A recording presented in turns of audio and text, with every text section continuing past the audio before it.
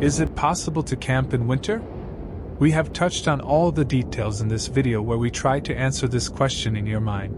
But before the video starts, don't forget to subscribe to our channel and write your winter camping experiences. Camping in the winter can be a frightening activity for many new campers, but with the right equipment and the right information, winter camping can be done. If you have decided to camp in the winter, one of the most important equipment to enjoy this experience to the fullest is the tent you will protect. Your tent, which is one of the most important materials that will protect you from the cold, should be a tent made of four-season materials that do not pass the cold. Since you need to have more items with you in winter than in summer, the tent you bought should be a tent with a luggage compartment, or a sufficient size. It should definitely be a tent with a dome roof to support the weight of snow and rain. If you are camping in a place with high winds in the winter, you should drive your tent ropes and stakes into solid ground. If you have chosen to camp in a snowy area, you can clean the area where you will set up your tent, or make the ground flat and hard by crushing the snowy ground with your feet. After setting up your tent, you should lay a thermal blanket, mat or linoleum on the ground to prevent the cold from coming from the ground. If you are going to camp in a snowy area, you should not set up a tent under trees that can be broken by the weight of snow. If we have set up the tent, the most important question now comes to our minds is how to keep the tent warm. Many methods for this, but some of them may seem really unusual for you. Then let's see what the methods are in order. Tent heating with stone. Another method that is widely used in tent heating is to heat the stones and place them in the tent. If there is no knowledge and experience, we can say that it is a very risky way to keep a tent warm. While trying to heat the stones, injuries may occur as a result of their explosion. You should know which stone you need to heat. On the other hand, when you put these heated stones inside the tent, they may melt the ground or cause the ground fabric to soften in the long run. The most common method is to wrap the heated stones in aluminum foil and put them on a high floor such as a blanket inside the tent. With the stone tent heating method, you can achieve a temperature of 6 to 7 hours depending on the type of stone. If you do not want to take the risk of stone explosion, you can buy volcanic stones sold on the internet and use this method a little more risk-free. Tent heating with candle. One of the most known and most preferred methods for heating the tent can be tent heating with candles. But it is just as risky. The fabric of camping tents can be damaged or even ignited by the slightest spark. The consequences will be quite severe. So how can we heat the tent with candles? Care must be taken against tipping.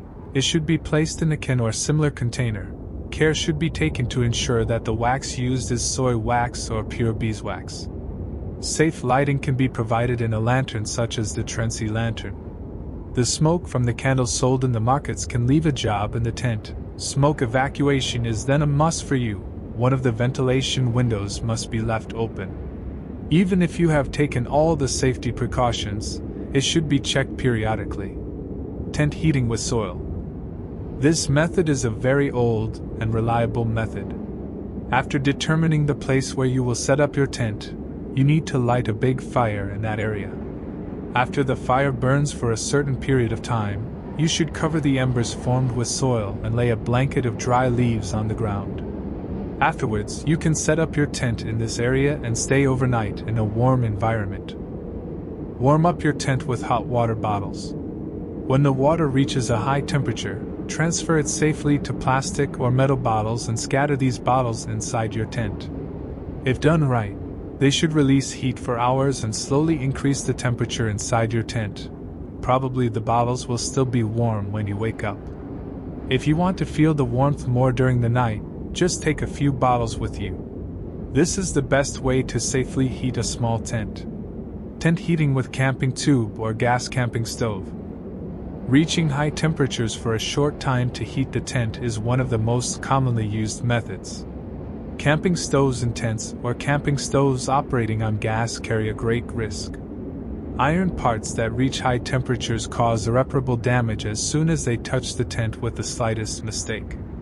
In addition, when using gas-powered tent heaters, we must leave the window open. Otherwise, these gases from butane plus propane mixed fuels will cause a high degree of headache.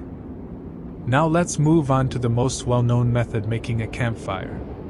Although camping in the winter is quite enjoyable, we may face some difficulties.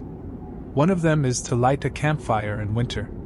It is very difficult to ignite as most of the wood and branches in the campground will be wet. That's why you can take a few pieces of wood with you, or you can bring special fire-igniting gels to light your fire. If there is wind in the area where you will camp, you should arrange around your campfire to be protected from the wind. Use an electric blanket. You can easily warm up in your tent with a model electric blanket that does not draw much energy.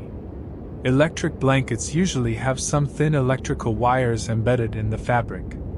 These wires don't touch you directly, and blankets typically have an automatic shut-off mechanism that prevents overheating. You can sleep safely and warmly in your tent. If we have heated our tent, let's take a quick look at the recommendations on what to eat in the winter camp.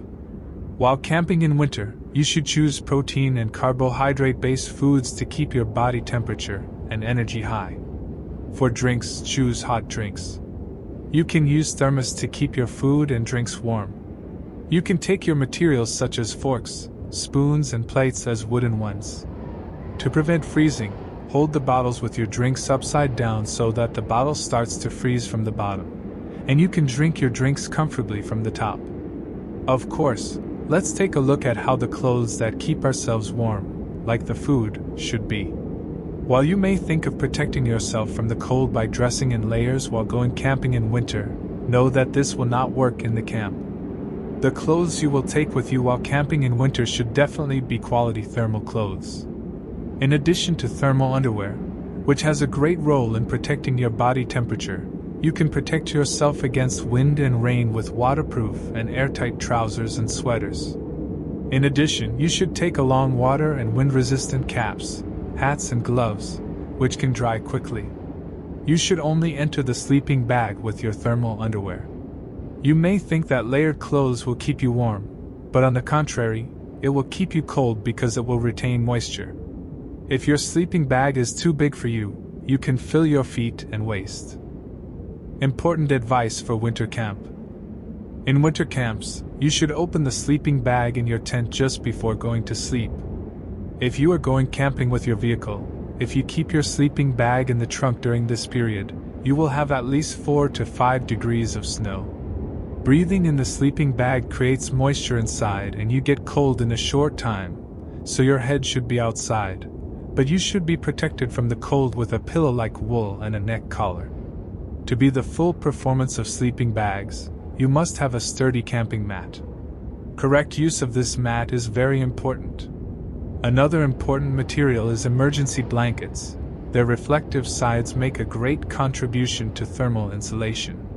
If the quality of your mat is not sufficient for winter camping, you can make an extra contribution by laying an emergency blanket on the bottom of the mat. You can obtain a protective layer against the cold by applying Vaseline to the exposed parts of your body. At the same time, you can easily open the knots by applying Vaseline to the rope of the tent you have used, preventing it from freezing.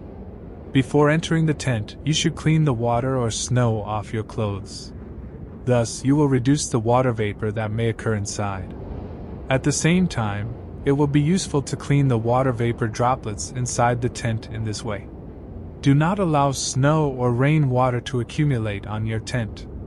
Don't wait until it's cold to put on another layer of clothing. Take the necessary precautions against the cold without letting your body get cold when the evening hours come when it is obvious that the weather will get cold. If you go to sleep with a cold already, your already cold body will have difficulty in warming up in the sleeping bag, which will cause you to feel cold during the night. To avoid this situation, it would be logical to go to bed after warming up in front of the campfire. Disposable heat packs are truly useful and immediate acting products. When going camping, be sure to have it with you for emergencies. Using a larger tent is not a good idea, especially for winter camping. On the contrary, the smaller the tent, the easier it is to heat. It would be ideal to use a tent that is enough for you and your companions, either small nor large. If your tent is large, you can increase the heating even more inside by using a small 2-person tent for sleeping. Definitely research the area you decide to camp in the winter, and plan who you can call if possible. Since it is cold in winter, you may be too lazy to go outside and pee. Holding your pee will make you feel colder. If there is an important note or comment you would like to add, do not forget to write it. Also, I would definitely recommend you to watch our camping and how to camping equipment video. Have a nice holiday and see you in the next video.